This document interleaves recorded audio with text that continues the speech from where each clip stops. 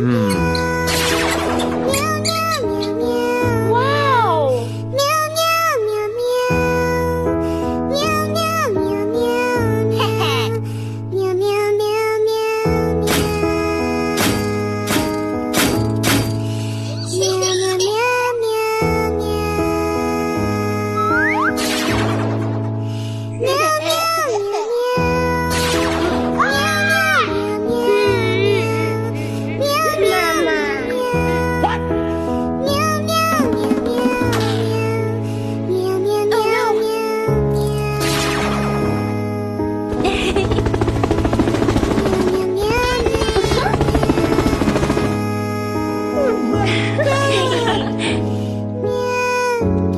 An Esther waking up to destroy the earth was blasted away by a giant